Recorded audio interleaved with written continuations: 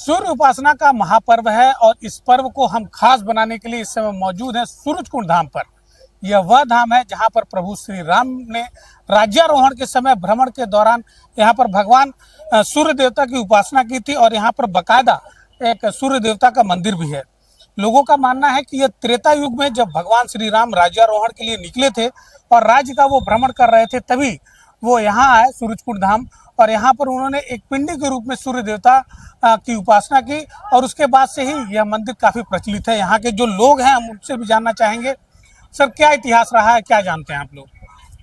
Sir, सबसे पहले तो मैं अपना परिचय दे दूं। मैं संतोष मणि त्रिपाठी और संस्थापक हूं सूर्यकुंड धाम उद्धार आंदोलन का, जो 1993 से इस तीर्थस्थल के उद्धार की जो मुहिम चल रही है। सूर्य तीर्थ सूर्यकुंड धाम विकास समिति ट्रस्ट का मैं मुख्य संयोजक भी हूं और बड़ा ऐतिहासिक और पौराणिक स्थल है। त्रेता युग से इसका इतिहास जुड़ा हुआ है। त्रेता युग में राज्यारोहण के दौरान मर्यादा पुरुषोत्तम भगवान श्री राम ने, उस समय कारुपथ के नाम से यह स्थल जाना जाता था, यहाँ भगवान राम ने विश्राम किया था। ये 7 कुंडों वाला सरोवर हुआ करता था। इस सरोवर में स्नान करने के पश्चात जहां हम इस समय खड़े हैं, आपसे बात कर रहे हैं, यहीं उन्होंने पिंड स्थापित करके भुवन भास्कर सूर्य देव की उपासना किया था।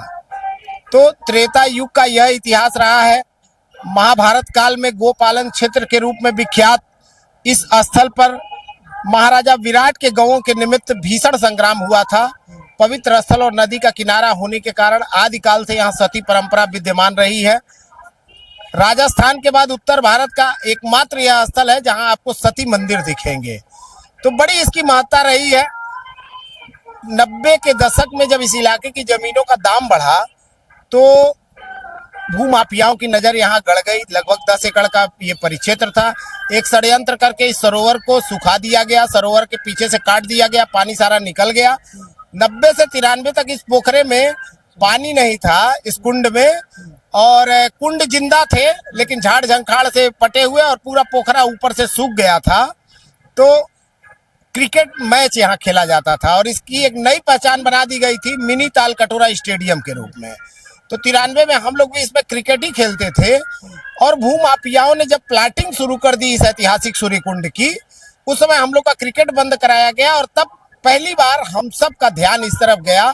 सूर्यकुंड धाम विकास समिति का गठन किया गया, एक संघर्ष छेड़ा गया और चूंकि छठ से जुड़ा है इसलिए आपको हम विस्तार से बता रहे हैं कि 93 में 17 महिलाओं के साथ पहला छठ पर्व यहाँ किया गया था और ये 32वां साल है।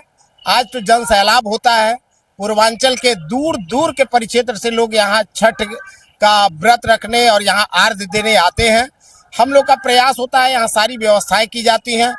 कल से, जब से 5 तारीख से छठ का पर्व प्रारंभ हुआ है, तो अब ये महोत्सव यहाँ 4 दिनों का हो गया है। कल सुबह हम सब ने सूर्य नारायण की विधि विधान से पूजा अर्चना किया पंडित अवनीश शुक्ल के नेतृत्व में। उसके बाद सूर्य नारायण की महाआरती हुई। दिन में अनेकानेक धार्मिक कार्यक्रम हुए और शाम को भजन संध्या हुई।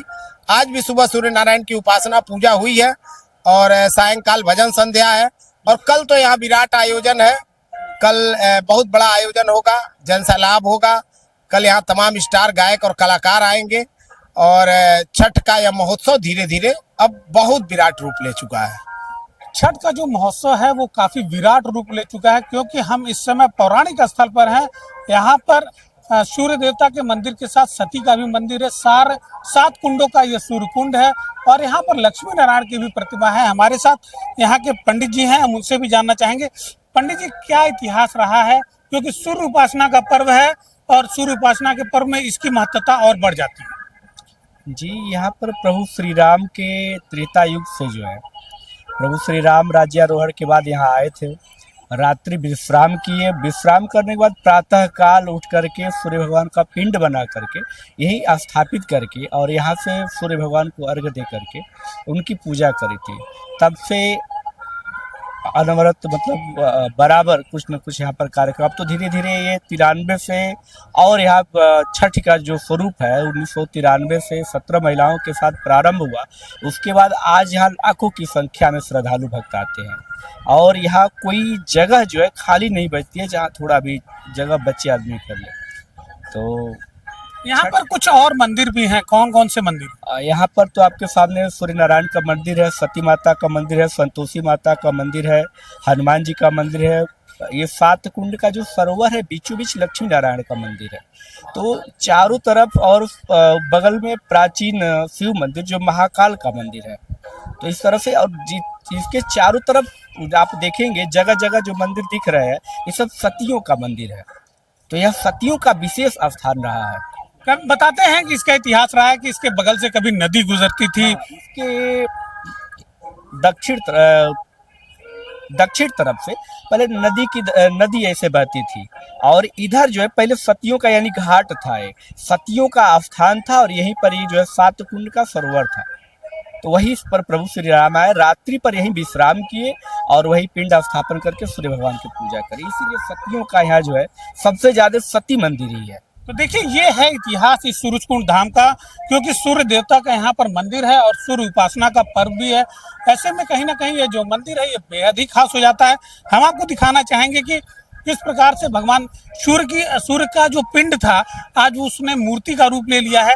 और आप देख सकते हैं ये वही मूर्ति है जहाँ पर मर्यादा पुरुषोत्तम श्री राम ने एक पिंडी के रूप में पूरे विधि विधान के साथ पूजा अर्चना की थी और अब ये धीरे धीरे विशालकाय रूप लेते जा रहा है। और ये नीचे जो आप प्रतिमा देख रहे हैं ये गंगा माता की प्रतिमा है और ये इनके साथ ही इनको भी स्थापित किया गया है। तो ऐसे में ये जो पूरी मान्यता है सूरजकुंड धाम कहीं ना कहीं अपने आप को एक अलग रूप देता है और इसका एक ऐतिहासिक पौराणिक इसका प्रमाण भी है।